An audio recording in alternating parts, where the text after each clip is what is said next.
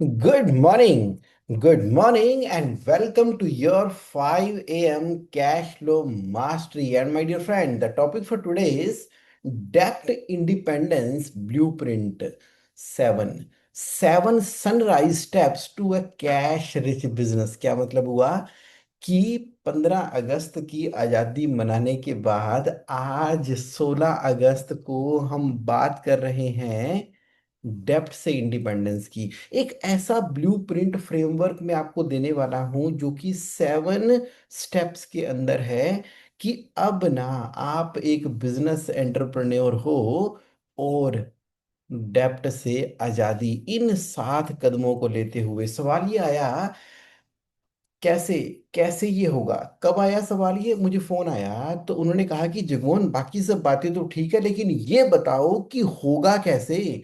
मैं एक business entrepreneur हूं और बिजनेस एंटरप्रेन्योर करते करते करते ना 1 साल 2 साल कई साल हो गए हैं, लेकिन ये बिजनेस के अंदर ना और लाइफ के अंदर डेप्ट का एक ऐसा चक्रव्यूह फंस गया है कि जो लगातार day by day, week by week, month by month, year by year एक ऐसा ऐसा चक्र है जिससे तो मुझे लगता ही नहीं कि निकला जा सकता है, हो ही नहीं पा रहा। अब मान लीजिए बिजनेस कर रहे हैं, उसमें जितना प्रॉफिट है, अब प्रॉफिट तो री इन्वेस्ट हो जाता है बिजनेस के अंदर। अच्छा, जो थोड़ा बहुत पैसा बचता है तो वो घर का खर्चा भी तो निकालना है, बिजनेस को बड़ा करना है, उसके लिए पैसा चाहिए। अब ये बिजनेस का, जगमोहन भाई बताओ कि ये डेप्ट का चक्रव्यूह खत्म कब होगा? मुझे तो लगता है कि सारी जिंदगी ये तो बैंकों के कर्जे, किस्तें, लोन निकालते ही निकलती चली जाएंगी। और बिजनेस के अंदर कब ये हमें पूरी तरह से आजादी मिलेगी डेप्ट से? मैंने कहा कर लेते हैं, कर लेते हैं, बिल्कुल इसको क्रिएट करते हैं। तो इसीलिए हमने आज बना लिया क्या, 5 AM का सेशन, कैश फ्लो मास्टरी। और इसके अंदर ना हम जरा मिलकर क्रिएट करते हैं। Let's create together. ये मैंने आपके सामने ना एक शीट ओपन कर ली है और मिल के साथ में काम करेंगे। और आप सुनते जाओ मस्ती से और देखते जाओ, और देख नहीं भी रहे हो तो सुनते जाओ। लेकिन मैंने ना एक सामने शीट खोल ली है तो मैं पॉइंट यहाँ पर लिखना चाहता हूँ। सबसे पहला पॉइंट क्या लिखना चाहता हूँ कि वो है 7 पॉइंट्स। 7 पॉइंट्स ये मैं आपके साथ में क्रिएट करता हूँ। पहला पॉइंट कौन सा है? उसका नाम है बैलेंस शीट। Balance sheet. तो क्या अब हमें अलग से कोई बैलेंस शीट बनानी पड़ेगी, देखनी पड़ेगी, समझनी पड़ेगी ना? आप अपने हाथ से एक सिंपल प्लेन पेपर ले लेना, पेंसिल के साथ में एक सेंटर में लाइन खींच लो, उसकी लेफ्ट हैंड साइड के अंदर आ जाएंगी क्या, लायबिलिटीज लिख लेनी है आपने। बस अपने हाथ से लिख लेनी है मोटा मोटी जो आपको याद आ रही है। और आपने क्या करना है, राइट हैंड साइड के अंदर लिख लेने हैं एसेट्स। बस सिर्फ लिखना है आपने। वो मैं इसलिए आपको भी करके दिखा रहा हूं ताकि सबसे पहला स्टेप ये है कि create balance sheet. Create balance sheet जब आप उसको क्रिएट करोगे ना, पता तो लगे कि आज की डेट के अंदर सही मायने में आपकी जो लेफ्ट हैंड साइड यानी कि लायबिलिटी और राइट हैंड साइड जो एसेट है, उसकी रियल मायने में सच्चाई है क्या। ये किसको बनानी है? आपको बनानी है। कहाँ पे बनानी है? एक पेपर पेन लेके वहां पर पेंसिल के साथ में लिख के बना लेना। मैं आपके सामने साथ साथ बनाते चला जा रहा हूं कि तो पता तो लगे कि लायबिलिटी है कौन सी। आपने कहा कि एक तो जगमोहन बैंक का सीसी चल रहा है 3.5 करोड़ का। फिर आपने कहा कि एक तो बैंक का मेरा टर्म लोन चल रहा है, कितने का, 4 करोड़ रुपए का।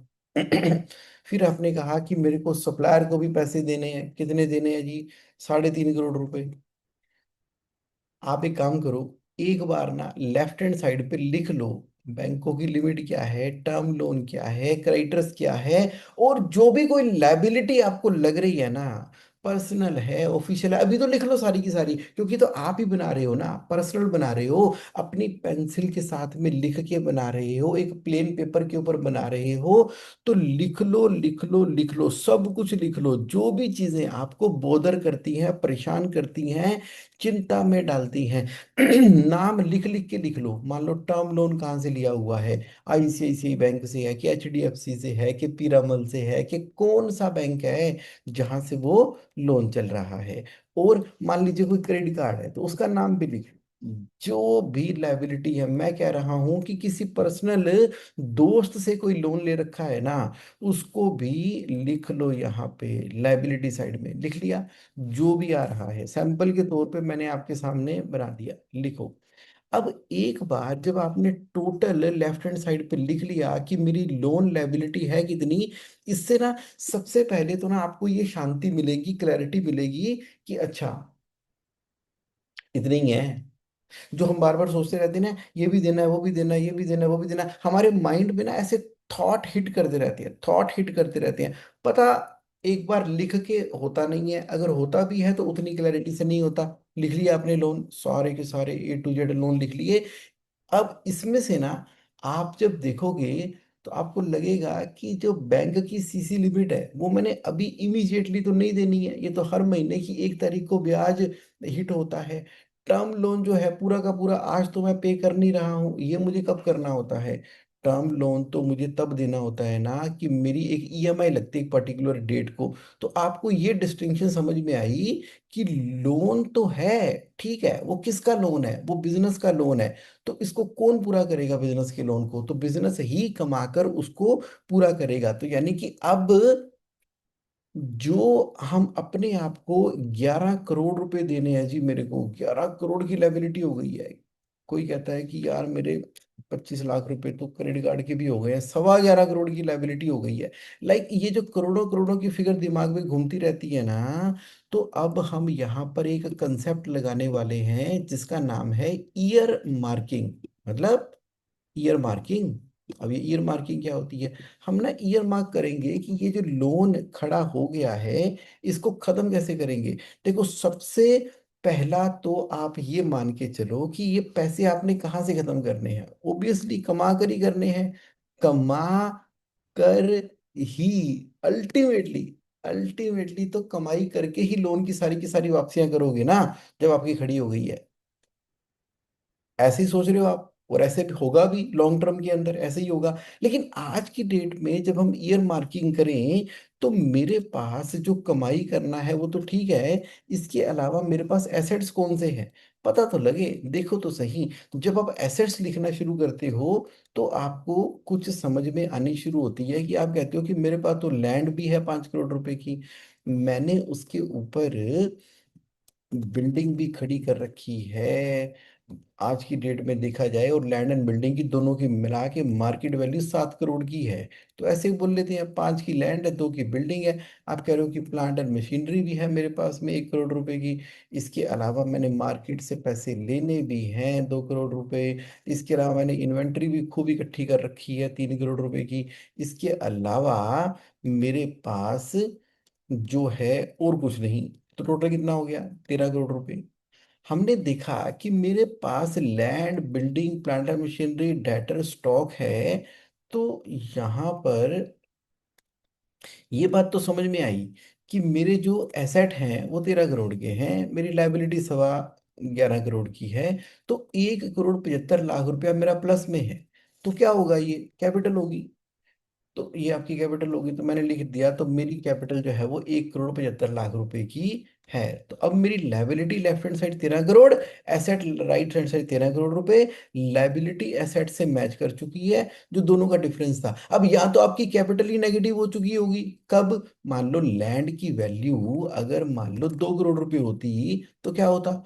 मेरे मेरे एसेट हो जाते, मेरे एसेट है 10 करोड़ रुपए के, मेरी लाइबिलिटी ज्यादा हो जाती। तो लाइबिलिटी एसेट से ज्यादा है, तो विच मीन्स कि मेरी कैपिटल यानी कि मैं अपने भी पैसे गवा चुका हूं, कितने तक के, 1.25 करोड़ तक के। कोई भी सिचुएशन हो सकती है ना। लाइबिलिटी लेफ्ट हैंड साइड में, एसेट राइट हैंड साइड में। लाइबिलिटी एक बार सारी लिख लो, एसेट सारे के सारे लिख लो। ये पहला स्टेप है। तो आप कह रहे हो कि जगमोहन लिखने से होगा क्या?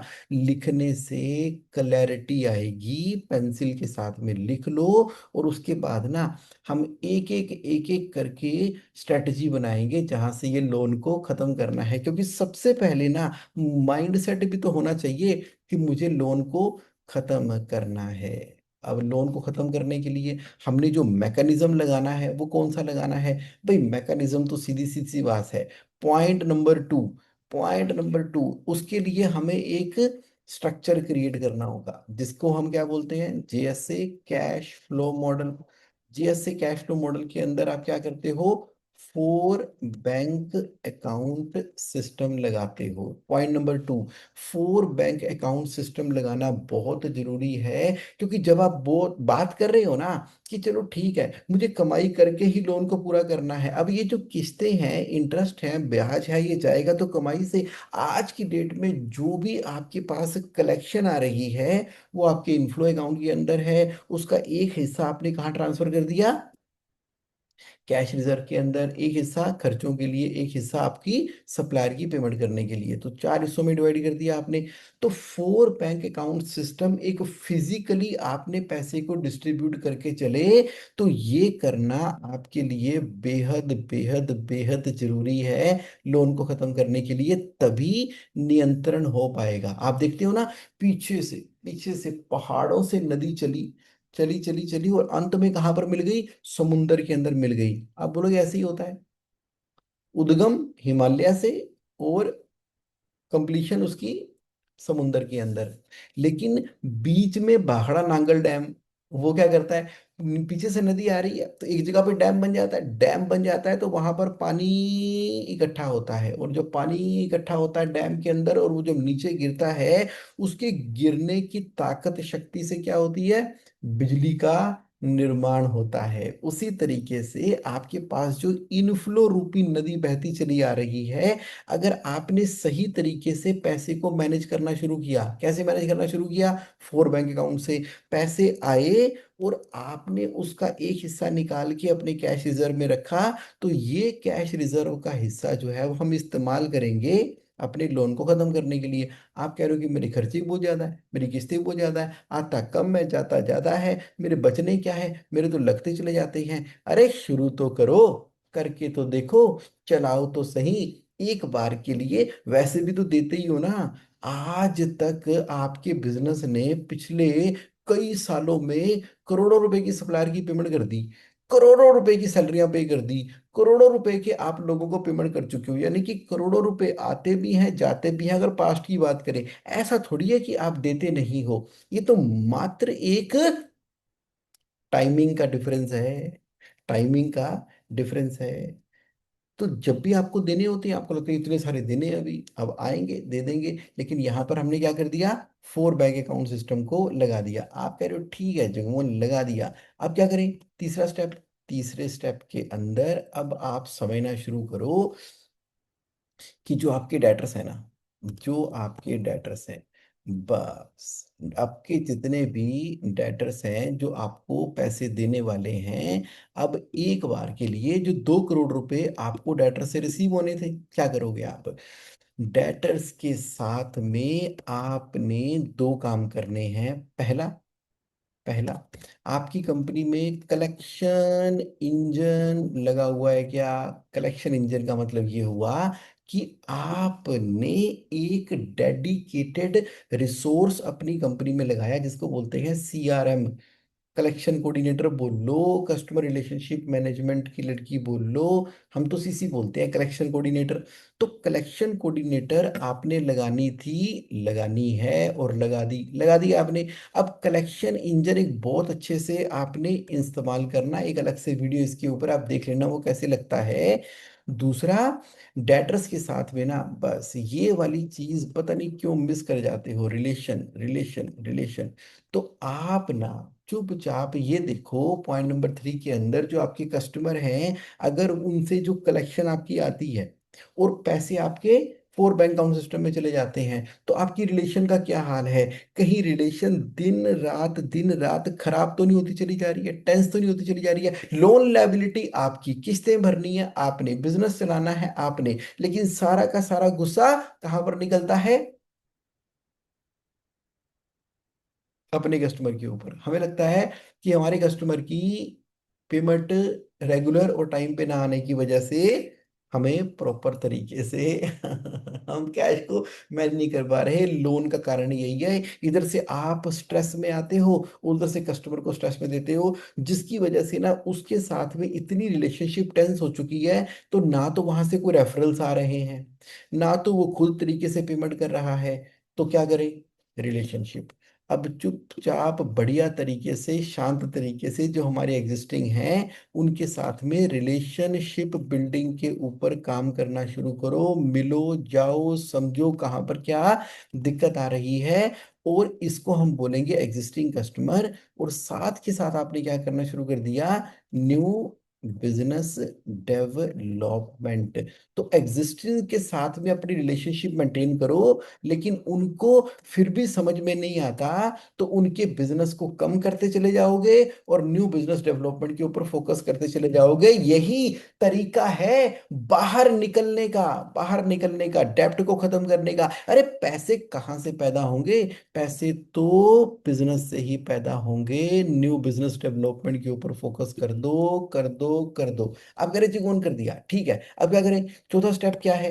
चौथा स्टेप है आपका, आपके सप्लायर, जिसको आप क्रेडिटर्स बोलते हो। मुझे ना बड़े क्लियर कट तरीके से एक चीज आपसे बात कर लेनी है कि जो सप्लायर है ना, सप्लायर है, एटलीस्ट 3 सप्लायर, हाँ, फॉर ईच आइटम आपके, ईच, हाँ, ईच परचेज आइटम आपके होने ही चाहिए। अगर आज की डेट में आपके जो परचेज करते हो, जो भी परचेज करते हो, जैसा भी परचेज करते हो, तो आपको एटलीस्ट उस पर्टिकुलर आइटम के लिए कोरोगेटेड बॉक्सेस खरीदते हो, तो कोरोगेटेड बॉक्सेस दिल्ली से कितने के मिलते हैं, गुड़गांव से कितने के मिलते हैं, अगर आप बाहर कहीं से बात करते हो तो वहां से कितने के मिलते हैं, विद इन दिल्ली में 3 कौन से हैं? बेसिकली 3 सप्लायर आपको चाहिए ही चाहिए। और अपने बिजनेस को चाहे करो एक के साथ में, लेकिन दूसरे और तीसरे के साथ में आपने रिलेशनशिप मेंटेन करके चलनी है। रेट आपने लेते रहने हैं at any given point of time. Education, discussion और रिलेशनशिप शानदार, जानदार बनानी ही है आपको, बनानी ही आपको। ये बिजनेस करने का तरीका है, जिससे कि आपको राइट प्राइसिंग के ऊपर, राइट क्रेडिट टर्म्स के ऊपर, राइट कंटिन्यूटी बिजनेस की मेंटेन करने के लिए आपको मिलेगा ही मिलेगा। लेकिन आप कह रहे हो कि Jagmohan 3 supplier for each item मेरे ऑलरेडी हैं, तो उसके बावजूद भी न्यू वेंडर डेवलपमेंट जो है, new vendor development, new vendor development, ये आपको लगातार करते ही रहना है, करते ही रहना है। बहुत बड़ी दुनिया है, हमारी गिनती के 10, 20, 50, 60, 70, 90, 100 या 500 लोगों के साथ में हम परचेजिंग कर रहे होते हैं, और कई बार पेमेंट डिले हो जाती है, और हम कहते हैं कि बस हमारी रिलेशनशिप खराब हो गई, हमारी क्रेडिबिलिटी खत्म हो गई, हम खत्म हो गए, अब क्या होगा मार्केट में, हमें ये नहीं हो गया, वो नहीं होगा। अरे कुछ नहीं, बहुत बड़ी मार्केट है, बहुत बहुत बहुत बहुत बहुत बड़ी मार्केट है। आप एनवीडी करते रहो, और at the same time supplier के साथ में अच्छी क्वालिटी, अच्छी रिलेशनशिप भी मेंटेन करके चलो। यहां से आपके कैश फ्लो ने पैदा होना है। आप कह रहे चलो ठीक है जी, वो सप्लायर वाला काम भी कर लेंगे, अब क्या करें? ये इन्वेंट्री, इन्वेंट्री के ऊपर आप क्या कर रहे हो? इन्वेंट्री के ऊपर लगातार लगातार लगातार आपने काम करते रहना है। और मुझे बस एक ही चीज आपसे चाहिए, वो है इन्वेंट्री टर्न। आप जो मर्जी रिसर्च डेवलपमेंट करो, अपना गुस्सा जो है ना, अपना गुस्सा अपने कस्टमर पे मत निकाला करो, मत निकाला करो कि नहीं नहीं आप जी मेरे से ना पेमेंट नहीं करते। अपना गुस्सा जो है आप सप्लायर पे मत निकाला करो कि यार क्या बात है, बार बार फोन ही करते रहते हो, पैसे दे दो, पैसे दे दो, पैसे दे दो ना। अपना सारी एनर्जी, अपना सारा क्रिएटिविटी, अपना सारा जो भी आपके दिमाग में पैदा होता है ना, डेप्थ से फ्री होने के लिए अपना पूरा का पूरा दिमाग लगा दिया करो इन्वेंटरी टर्न के ऊपर। वो कितनी होनी चाहिए? 12 या उससे ज्यादा होनी चाहिए साल की। तो उसके लिए नए नए क्रिएटिव आइडिया आप सोचो, उसके लिए नए नए इन्वेंशन करो, तरीके सोचो, प्रोडक्ट डेवलपमेंट करो, जीपी शीट बनाओ, इन्वेंट्री के ऊपर किस तरह से डाइवर्सिफाई कर सकते हो, उसको बंडल कर सकते हो, नए कस्टमर को दे सकते हो, नई टेरिटरी के अंदर दे सकते हो, कैसे आप अपने सप्लायर के साथ में मैनेज करते हुए जस्ट इन टाइम की इन्वेंट्री को मैनेज और मेंटेन कर सकते हो, हाई जीपी मार्जिन प्रोडक्ट के अंदर में डील कर सकते हो। तो सारी क्रिएटिविटी, सारी की सारी, सारी की सारी क्रिएटिविटी कहाँ निकलेगी? कहाँ निकलेगी? कहाँ निकलेगी? सारी की सारी क्रिएटिविटी आपकी निकलेगी इन्वेंटरी मैनेजमेंट के अंदर। सुबह उठ जाओ, आराम से पेपर पेन लेके चाहे जेब में डाल के ले जाओ। कौन सा? प्लेन पेपर और एक पेंसिल। मोबाइल में मत किया करो, फिर ना वो आंखें पे जोर पड़ता है, मजा आता नहीं है आपको। चले जाओ पार्क में, और पार्क में जाके और वहां पर बड़े मजे से अच्छे तरीके से जॉगिंग वॉगिंग भी करो, योगा करो, आसन करो, सब कुछ करो, जिंदगी मस्त रहो। फूल देखो, बाहर देखो, ताजी हवाएं लो, नारियल पानी पियो। और जब कभी मन में कोई विचार का धमाका हो तो क्रिएटिविटी का इस्तेमाल करो, दुनिया को देखो, ट्रैवल किया करो, लोगों से मिला करो। जितना ज्यादा आप घर से बाहर निकलोगे, लोगों से मिलोगे, ट्रैवल करोगे, एग्जीबिशंस देखोगे, क्रिएटिव सीरियल देखोगे, सीरियल यानी कि जो जो जो आपके वो जो शोज आते हैं जहां पर आपकी इंडस्ट्री से रिलेटेड नई नई इनोवेशंस है। क्योंकि माइंड को प्रोसेस करने के लिए इंफॉर्मेशन चाहिए। हमने क्या कर दिया? अपने आप को अपनी उसी फैक्ट्री के, उसी ऑफिस के, उसी दरवाजों को पीछे अपने आप को बंद करके रख लिया और लगातार सोचते रहते हैं, चल कॉफी चल चाय, चल कॉफी चल चाय। और फिर उन्हीं चार पांच लोगों की शक्लें देखते रहते हैं, उन्हीं चार पांच लोगों से बात करते रहते हैं, वही दो तीन लोग जो हैं वही के साथ बैठे दुखी होते रहते हैं। अरे निकलो बाहर, देखो बहुत बड़ी दुनिया है। एक ट्रिप ही मारो कहीं बाहर का, एग्जीबिशन है, आओ यशोभूमि द्वारका में एक चक्कर लगाओ, जाके देखो कौन सी हो रही है। आपकी इंडस्ट्री से रिलेटेड हो रही है तो भी चले जाओ, किसी और इंडस्ट्री से रिलेटेड हो रही है, क्योंकि क्रॉस इंडस्ट्री के अंदर भी कई बार जाने से ना आपका दिमाग खुलता है। दिमाग खुलता है। कोई साइंटिफिक, साईफाई, कोई कंप्यूटर, कोई आईटी, कोई कोई कोई सॉफ्टवेयर डेवलपमेंट, तो ना जाने किसी भी बिजनेस की कोई भी बड़ी एग्जीबिशन, शो, तरीका हो रहा हो ना, वहां निकल जाओ, चले जाओ, कर लो। उससे आपको ना इन्वेंट्री टर्न करने में बहुत बहुत मौका मिलेगा। और वैसे भी आप डिफरेंट तरीके से सोचने की कोशिश करते हो ना, तो वहां पर आपकी स्ट्रेटेजिक अलायंस होने की भी संभावना हो जाती है, ज्वाइंट वेंचर हो जाते हैं। जैसे कि मैकडोनल्ड वालों, तुम बर्गर बेचो, लगाओ मेरी पेप्सी साथ में। तो इस तरह के भी जॉइंट वेंचर हो जाते हैं। और ऐसी क्रिएटिविटी अनलिमिटेड है। अरे निकलो बाहर, साल 2 साल के अंदर ये डेप्ट उठा के सारा का सारा हमने बाहर कर देना है। तो पॉइंट नंबर 5 बड़ा इंपॉर्टेंट है। कौन सा है? इन्वेंट्री पे फोकस करो, इन्वेंट्री की टर्न को तेज करो। उसके लिए क्या लगानी पड़ेगी? Creativity, creativity, creativity. और छेवा क्या है? छेवा बहुत इंपॉर्टेंट है, उसका है वीकली एमआईएस। आप ना 3 पॉइंट की कोई वीकली एमआईएस क्रिएट कर लो। 3 पॉइंट जो क्या होते हैं कि मान लो कोई भी इंपॉर्टेंट एरिया है जिसके ऊपर आप फोकस करना चाहते हो, तो उसको वीकली बेसिस के ऊपर, एकदम फिक्स टाइम के ऊपर, मान लो आपने कहा कि हर मंडे को 10 AM पे मैं अपनी वीकली एमआईएस देखूंगा फॉर 15 मिनट्स। उससे ना आपके माइंड को एक हैबिट मिल जाएगी। अच्छा आज मंडे है, 10 बज गए हैं, दिखाना जरा पिछले हफ्ते में क्या रहा। जो भी पिछले हफ्ते में रहा उसमें से ढूंढो कि गुड न्यूज क्या रही। Good news, good news, good news. हर हफ्ते मंडे को 10 बजे जब आप गुड न्यूज ढूंढते हो ना, कि अच्छा यार पूरा हफ्ता बीत गया, पिछले हफ्ते में ना ये बढ़िया हो गया, ये बढ़िया हो गया, ये बढ़िया हो गया, आपका दिमाग साइकोलॉजिकली वहां पर काम करना शुरू करेगा। तीन पॉइंट कि मेरे पेबल ओवरड्यू तो नहीं है, मेरे रिसीवेबल ओवरड्यू तो नहीं है, मेरी इन्वेंटरी टर्न क्या है, मेरी वर्किंग कैपिटल कितनी होनी चाहिए, इस तरह के जो क्रिटिकल इंपॉर्टेंट पॉइंट हैं आपके, सिर्फ नंबर्स को नंबर्स की तरह देखो। उससे क्या होगा, सडनली ना डेवलपमेंट होनी शुरू हो गई है आपकी कंपनी के अंदर। और अब क्या है, सातवां पॉइंट है। सातवां पॉइंट है मंथली बोर्ड मीटिंग। ये बोर्ड मीटिंग क्या होती है? मंथली बोर्ड मीटिंग का मतलब ये है कि अब आपकी कंपनी में जो कोर टीम है ना, जो कोर टीम है, अब कोर टीम के अंदर कौन है? हो सकता है प्रोडक्शन वाला हो, परचेज हेड हो, सेल वाला हो, मार्केटिंग वाला हो, एचआर वाला हो, जो भी आपकी कोर टीम है, अकाउंट्स वाले हैं, बैठो उनके साथ में एक बार महीने में। कब? Once in a month. Once in a month बैठना है, जिसके अंदर क्या खोलनी है? अपनी फाइनेंशियल समरी। अरे खोलो, दिखाओ। जब तक खुलेगी नहीं, दिखेगी नहीं, आपको लगता है पता नहीं उनको मेरा प्रॉफिट पता लग जाएगा क्या होगा, लोन का पता लग जाएगा क्या होगा। अरे कुछ नहीं होता, सब ओके, सब चंगा, सब पला चंगा। जब आप क्लियर कट तरीके से, अरे खत्म करनी है ना अपनी लोन लायबिलिटी, खत्म करनी है तो खत्म करनी है, तो दिल खोलो अपना। अगर अपने कोर टीम के सामने, क्योंकि जिनके साथ दिन रात उठ के बैठ के सोते जागते बिजनेस करते हो, अगर अपनी कोर टीम के सामने दिल खोल दोगे ना, तो डॉक्टरों के सामने दिल नहीं खोलना पड़ेगा। BP, sugar, pressure, tension high कुछ नहीं होनी है आपकी। अपनी कोर टीम के सिवा बैठो, वंस इन ए मंथ बैठो। कई बार ये बोर्ड मीटिंग जो है वो इंडिया से बाहर कर लो, अपनी अपनी सिटी से बाहर कर लो, किसी रिजोर्ट में कर लो कभी कभी, और बाकी मोस्टली अपने कॉन्फ्रेंस रूम के अंदर किया करो।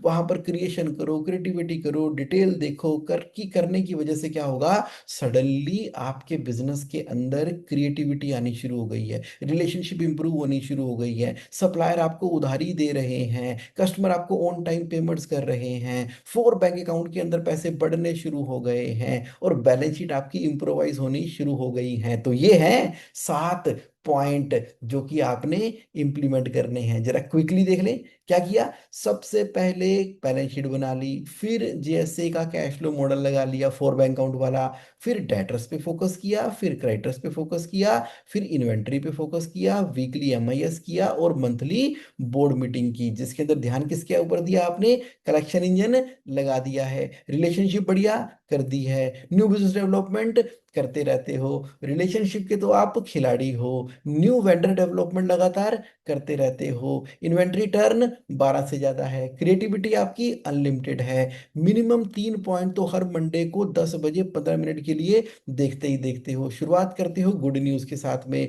कोर टीम आपकी असली टीम है, जिनके साथ बैठकर आप बड़ी बड़ी क्रिएटिविटी, प्लान और मिशन इम्पॉसिबल को भी हासिल करते चले जाते हो। इस प्रोसेस को जरा फॉलो करके देखो, फिर आपका जो डेप्ट है ना, वो बढ़ नहीं रहा है, वो कम हो रहा है। तो बिजनेस ही अब आपका मनी मेकिंग मशीन बनने वाला है, क्योंकि कोर टीम के अंदर मंथली बेसिस के ऊपर आपके पास इतने सारे आइडियाज आने वाले हैं कि कमाल ही हो जाना है, कमाल ही हो जाना है। आप कहना कमाल हो गई यार, ये तो बढ़िया हो गया। अभी हमारी इंडिपेंडेंस डे के ऊपर जो हमारे प्रधानमंत्री साहब हैं, उन्होंने क्या डिक्लेयर किया है कि आने वाले 10 सालों के अंदर सुदर्शन चक्र, यानी कि सुरक्षा, यानी कि safety security of the country, जहां पर जो भी टूरिस्ट प्लेस है, चाहे वो कोई भी जगहें हैं भारत की, चाहे वो भारत का ऊपर का स्पेस है, हवा का स्पेस है, मतलब जो भी है वहां पे सुरक्षा पे इतना काम होने वाला है, इतना काम होने वाला है।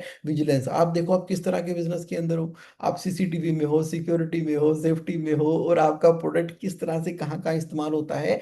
तो ना जाने बेअंत अंत कितनी अपॉर्चुनिटी है, और बहुत कुछ चल रहा है। आप अवेयर रहा करो, आपके सामने जो कुछ भी हो रहा है। तो बिजनेस ओनर के लिए तो डेप्ट को जीरो करना बहुत आसान है। तो सिर्फ फोकस कहाँ पे करना था?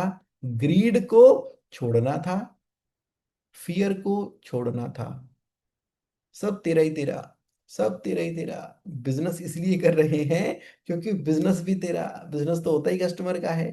क्योंकि कस्टमर की प्रॉब्लम को सोल्व करने के लिए आपने क्या क्रिएट कर दिया? बिजनेस क्रिएट कर दिया। तो जब बिजनेस है ही कस्टमर का, तो कस्टमर की सेवा करते जाओ, करते जाओ, करते जाओ सेवा के द्वारा। और आपकी बिजनेस के अंदर प्यार मोहब्बत है, लव है, और पूरी भक्ति से आप लगे हुए हो। चलिए ठीक है, तो आज के लिए इतना ही। आपकी आजादी कहाँ से? डेप्थ से। करके देखो, करो करो करो। Thank you so much for your participation. Time हो गया है 30 मिनट का। और आपके लाइव पार्टिसिपेट करने के लिए बहुत बहुत बहुत धन्यवाद। कैसा रहा आज के लिए आपका सेशन? आप रिप्लाई कर सकते हैं चैट बॉक्स में। और बाकी जो लोग देखेंगे रिकॉर्डिंग, वो तो एंजॉय करने ही वाले हैं। आज के सेशन को एंजॉय करने ही वाले हैं आज के सेशन को। तो अब मैं आपसे इजाजत लेना चाहूंगा। और आप अगर कैश फ्लो कम्युनिटी का पार्ट नहीं है तो 9811269798 के ऊपर आप एक मैसेज भेजिए, एडमिन कैश फ्लो कम्युनिटी। और जेएसए ऑनलाइन दिनों दिन इम्प्रूव होता चला जा रहा है, जिसके अंदर नई से नई इंफॉर्मेशन आती चली जा रही है। और 23 अगस्त को हयात होटल जनकपुरी के अंदर हम एक लाइव सेशन कर रहे हैं, जिसका नाम है FC21 लाइव। जहां पर सुबह 9 बजे से लेके 2 बजे तक लाइव सेशन होगा। आप इनवाइटेड हैं उसके लिए। और कैश फ्लो की बात होगी, मनी की बात होगी, एनर्जी एक्सचेंज होगी वहां पर। और लंच मेरी तरफ से कॉम्प्लीमेंट्री है आप सबके लिए। आप आ जाओ, क्योंकि हम क्वार्टरली, हाफ ईयरली, इस तरह के कुछ ना कुछ फिजिकल वर्ल्ड के अंदर मिलने जुलने का तो हम करते ही रहते हैं। Hard core cash flow mastery के ऊपर बात होगी फ्रॉम 9 AM to 2 PM, 23 अगस्त, Saturday, Hyatt hotel Janakpuri. Okay जी, thank you thank you thank you for your participation. Have a great and amazing time. Thank you thank you thank you.